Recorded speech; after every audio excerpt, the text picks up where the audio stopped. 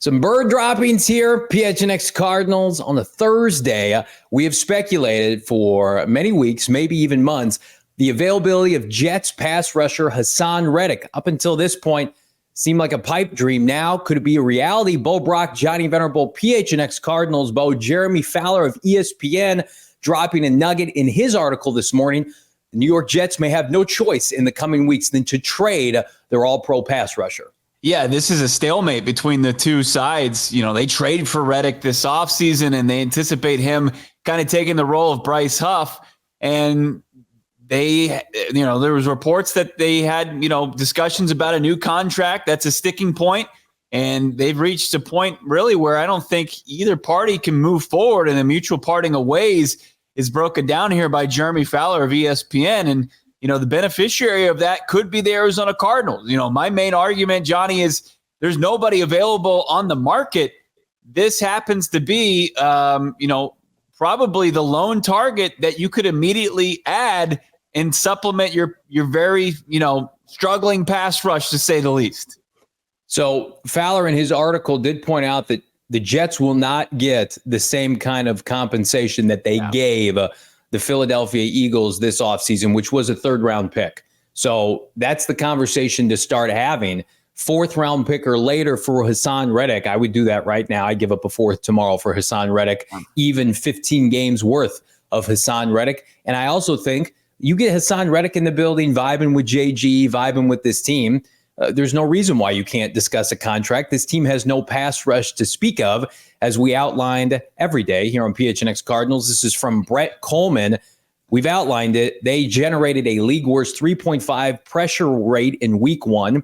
They were last in the NFL in pressure rate at 12%. And then I think I saw a statistic earlier today. They haven't had a true edge sack since November of last year. So you couple all that together and you say, okay, why won't this happen? If we have to play devil's advocate for a second, Bo Brock, my opinion is if the Cardinals aren't winning games by the time the New York Jets say, you know what, we've had enough, we're going to move him, it doesn't make, sense for this rebuild to be able to pursue him.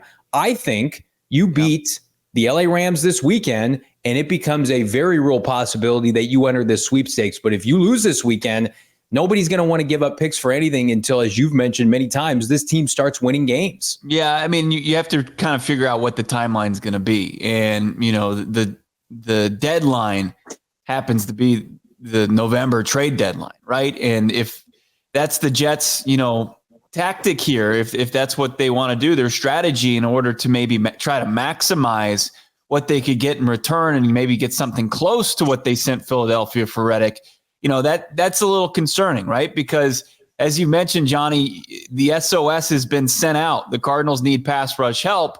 And, does Reddick, is it too late if you start to get into negotiations by then?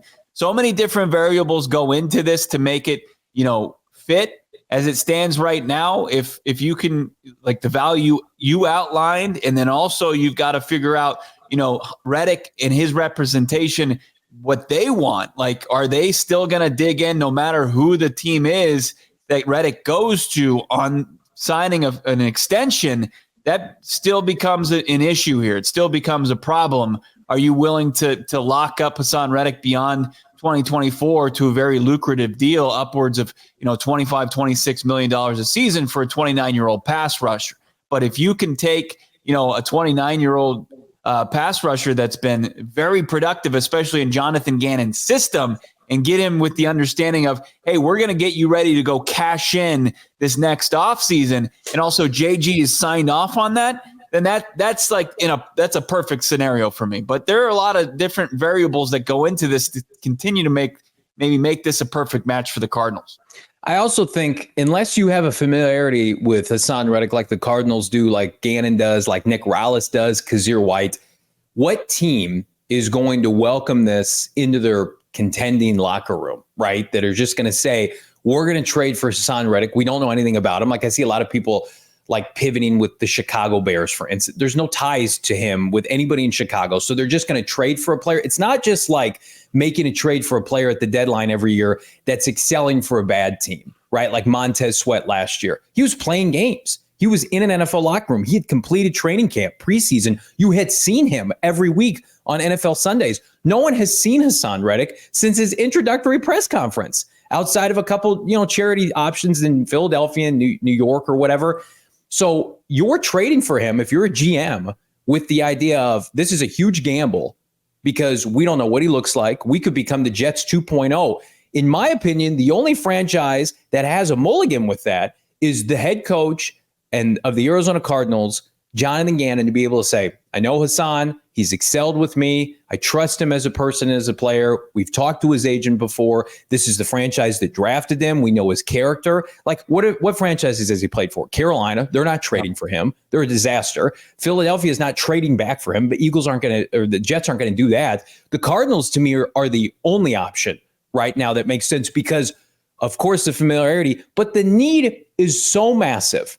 And at some point, just like we talked about with the quarterback position on this team last year, you can have a flaw as a team and work around it.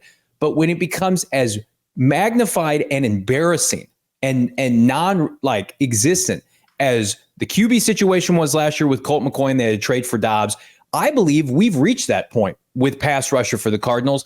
And if they can't pressure Matthew Stafford this weekend with that offensive line they're about to trot out, it is DEFCON 1 for this franchise to go out and get Haason Reddick, in my opinion. Yeah, you know what? Like, you can get me on board with this. It doesn't change, my stance or my viewpoint of where the team is organizationally, year two of a rebuild.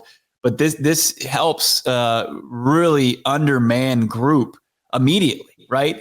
This is just kind of the clouds parting and showing you like, hey, here's your chance to immediately get better here in the short term and potentially down the road while you wait to draft and develop some guys while not having to part ways with a ton of draft capital.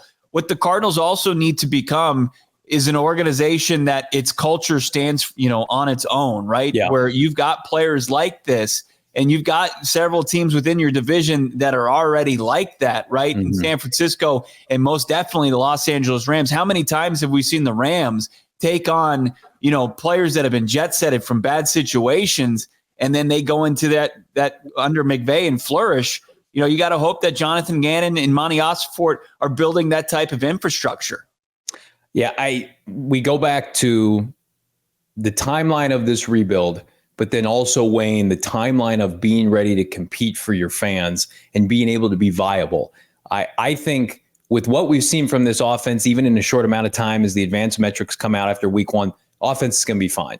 The defense right now is so starved for even above average to average level defensive line play. And you're going to get Darius Robinson back, hopefully within the next month. He's coming back, we assume, in October.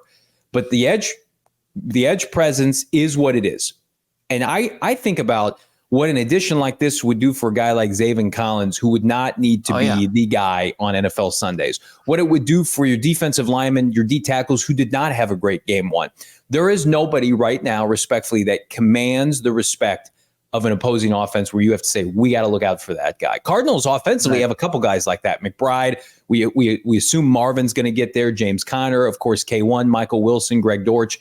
There's nobody defensively like that. You have to have, in today's NFL, at least one guy. Even the bad teams, like the Giants, have one or two guys like that. So I think, again, if you're Monty Ossenfort, does this make you uncomfortable to do? Absolutely. But I think there's going to be a greater sense of urgency if this team continues to no-show. Let's put the win-loss aside. If you no-show as a pass rush group again after last year, there has to be a sense of urgency from your GM to get something done.